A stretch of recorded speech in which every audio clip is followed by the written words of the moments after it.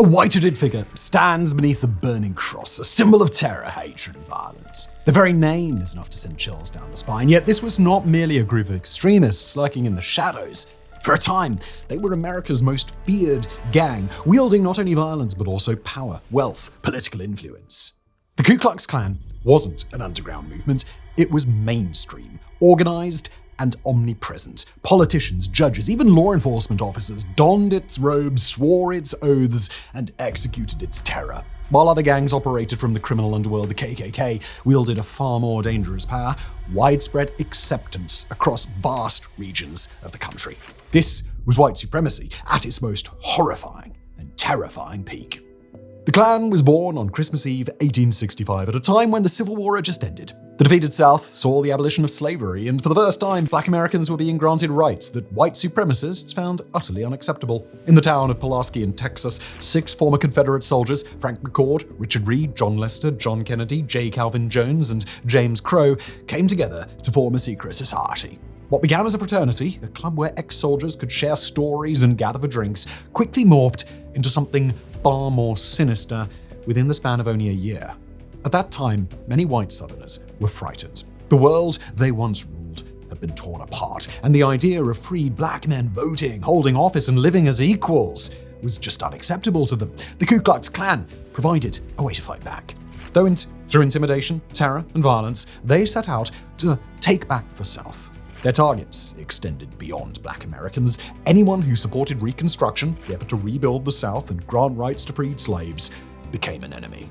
The Klan operated much like a criminal gang, holding secret meetings, using coded language, and enforcing strict loyalty rules. They wore hoods not only to terrify their victims, but also to hide their identities.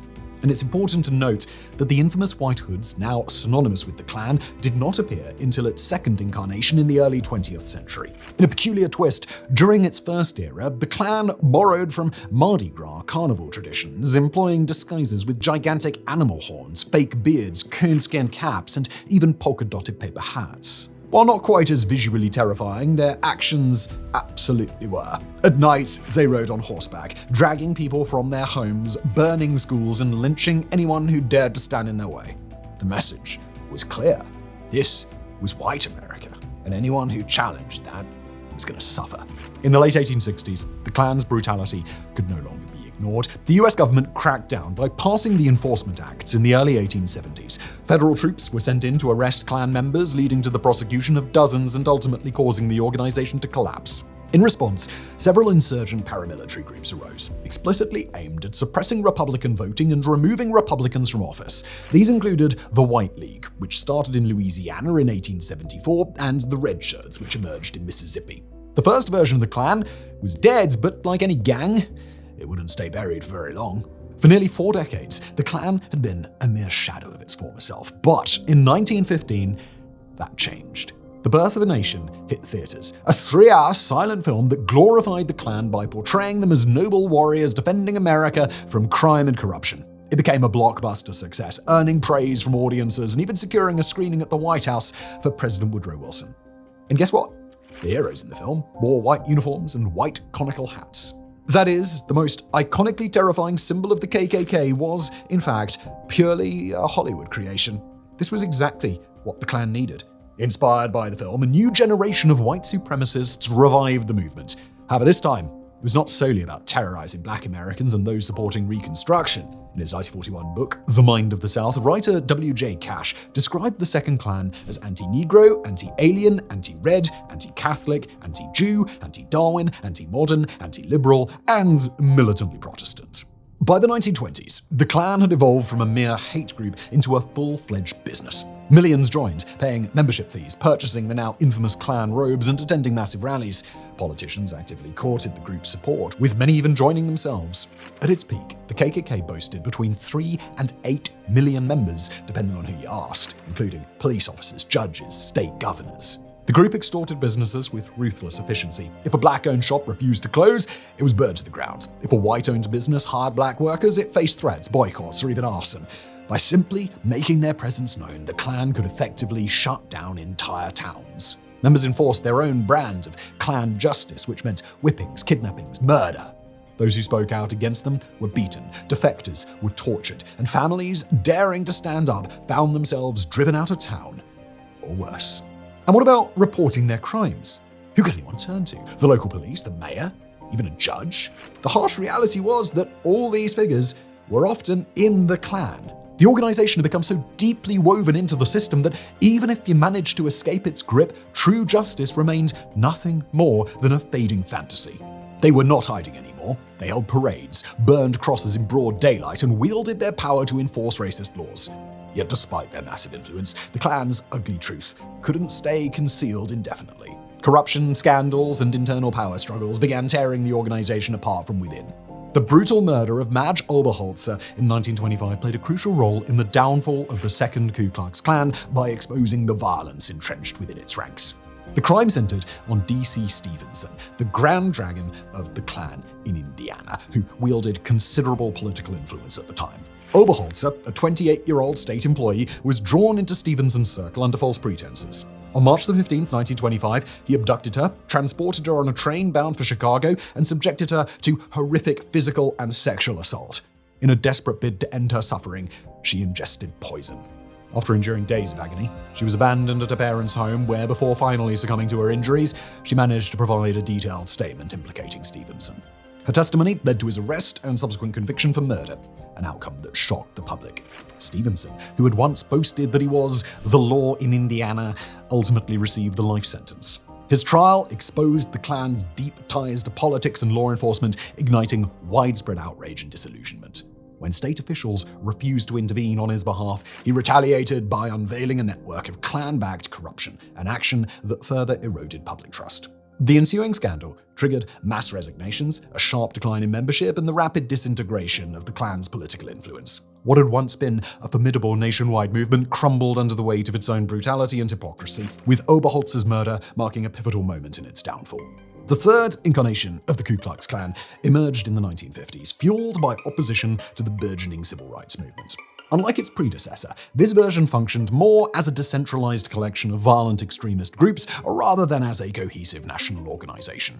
The resurgence began in response to the 1954 Supreme Court ruling in Brown and Board of Education, which struck down racial segregation in public schools. White supremacists across the South viewed integration as a direct threat to their way of life, and Klan groups mobilized to resist it through intimidation, violence, and political pressure. Cross-burnings, bombings, lynchings became common tactics, often with the tacit approval or even outright cooperation of local law enforcement and politicians.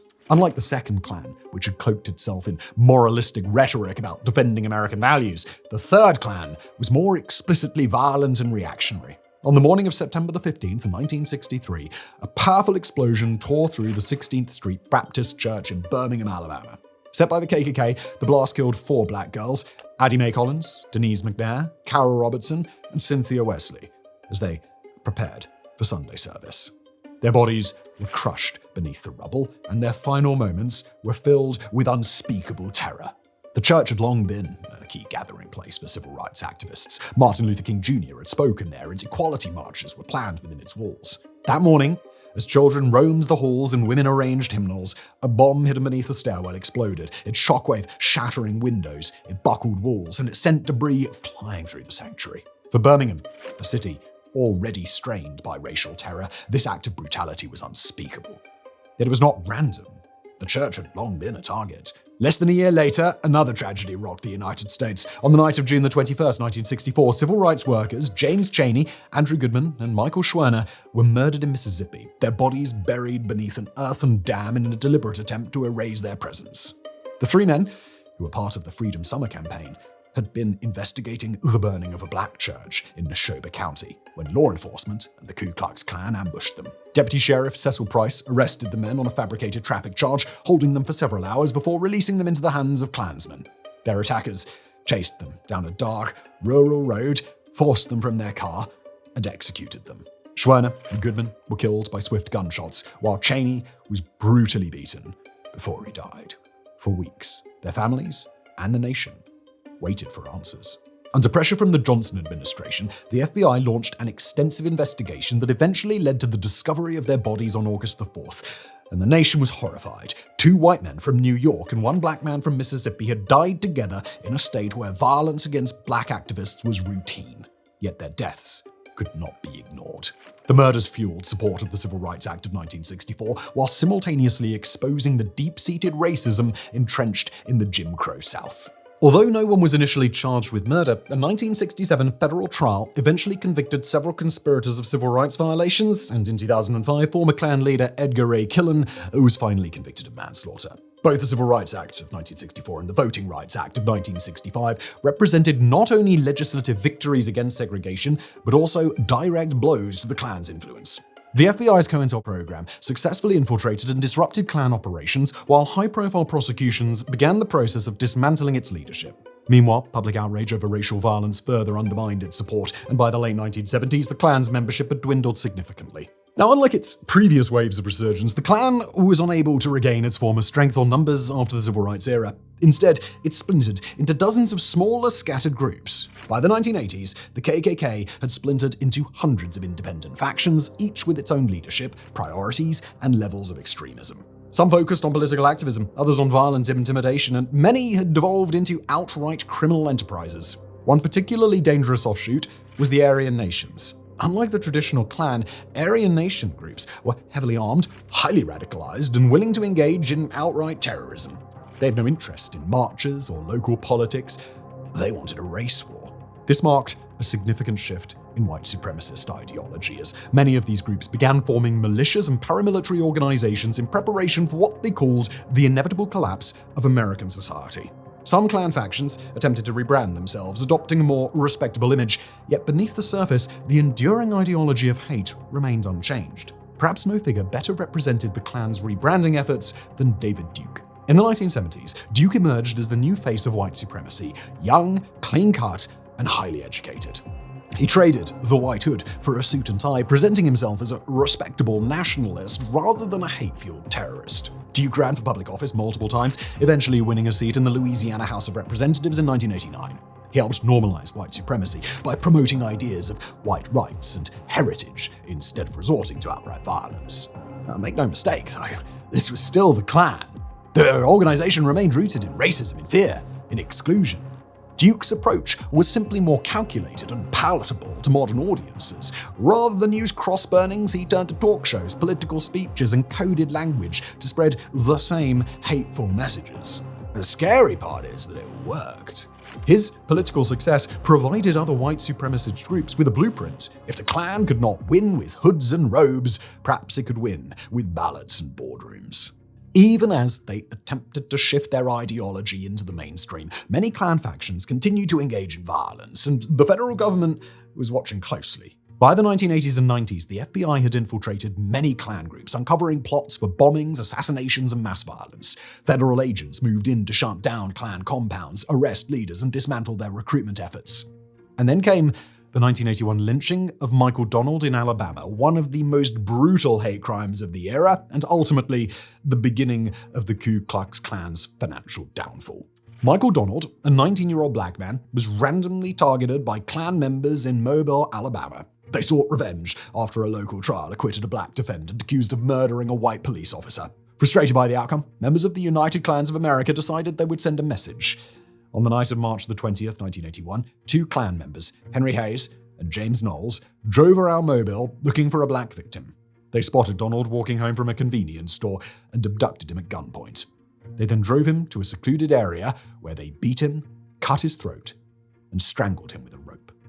Once he was dead, they left his lifeless body hanging from a tree, a chilling reminder of the racial terror that had plagued the South for generations. But this time, the crime did not go unanswered. For years, racist lynchings had gone unpunished, often concealed by law enforcement or overlooked by the courts.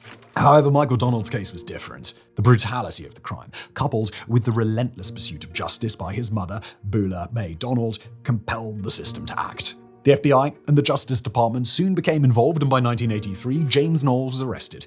He quickly confessed and implicated Henry Hayes, the son of a high-ranking Klan leader, Benny Hayes. This was significant because for the first time in modern history, the Klan's power structure was being exposed. In 1984, Henry Hayes was convicted of murder and sentenced to death, the first time in over 70 years that a white man in Alabama was executed for killing a black person. He was put to death in the electric chair in 1997, while his accomplice, James Knowles, received a life sentence in exchange for his testimony. But the real turning point came when Beulah May Donald took the Klan to court. Instead of stopping at criminal convictions, she filed a civil lawsuit against the United Klans of America, arguing that they were responsible for her son's murder. In 1987, an all-white jury agreed and awarded her $7 million in damages. The lawsuit bankrupted the UKA, forcing them to hand over their headquarters in Tuscaloosa, Alabama. This ruling set a legal precedent that allowed hate groups to be held financially liable for the actions of their members, a crushing blow to the Klan's influence. Michael Donald's murder was a tragedy. Yet his case became a turning point in the fight against white supremacist terrorism in America. His mother's courage not only helped destroy one of the most powerful Klan factions, but also paved the way for future lawsuits against hate groups. By the 2000s and 2010s, the Klan had lost most of its traditional power. Membership had dwindled, public support was non-existent, and the group was widely recognized as a fringe extremist organization. But they found a new home: the internet. Instead of holding local rallies, they shifted to online forums, message boards, and social media to spread their ideology. Rather than standing on street corners distributing racist pamphlets, they turned to YouTube, to Twitter, to Facebook to radicalize new followers. Hate groups quickly learned to cloak their rhetoric, replacing overt slurs with coded language. Instead of proclaiming white supremacy, they spoke of white pride. Instead of advocating segregation, they promoted nationalism. And once again, the strategy succeeded. Modern white supremacist groups, including elements of the alt-right and neo-Nazi movements, drew direct inspiration from the Klan's tactics of fear, propaganda, and recruitment. Much like David Duke decades earlier, they managed to blend their extremist views into mainstream politics. The Klan may not be marching through Washington, D.C. in the thousands anymore, but their ideas still persist, woven into the fabric of extremist movements that have taken on new shapes and names. The Ku Klux Klan began as a secret brotherhood of embittered ex-Confederates, evolving into America's first homegrown terrorist organization, and then eventually becoming a political force that once shaped laws, controlled governments, and terrorized entire communities. It withstood the ravages of war, federal crackdowns, lawsuits, and internal corruption, only to rebrand, adapt, and re-emerge. Today, however, the Klan is no longer the dominant force of fear it once was. Its influence has waned, its numbers have dwindled to a fraction of what they once were, and its formerly powerful networks have collapsed under the weight of law enforcement efforts, legal challenges, and widespread public opposition. What was once a vast white supremacist empire has now been reduced to a scattered collection of insignificant groups, a grotesque relic rather than an active threat. And yet the ideas behind the Klan, the hate, the racism, the belief in white supremacy, never truly died. They simply found new disguises, new platforms, and new followers. Today, the internet gives modern extremists a megaphone, far larger than any Klan rally ever could. The very rhetoric that fueled the Klan's rise now reverberates through new far-right movements, encoded in different words, but advancing that very same agenda. So, is the Ku Klux Klan alive? Technically, yeah, but only barely. It's weak, it's fractured, it's a mere ghost of its former self. It's estimated that between 30 and 40 Klan groups remain active in the US, including the Loyal White Knights of the Ku Klux Klan, the Bio Knights of the Ku Klux Klan, the Imperial Clans of America, and the White Knights of the Ku Klux Klan. History has shown us, however, that hate like this never entirely disappears. It waits. It hovers in the shadows until moments of crisis emerge, fear takes hold, and society turns a blind eye. And then, that's when it reappears. Thank you for watching.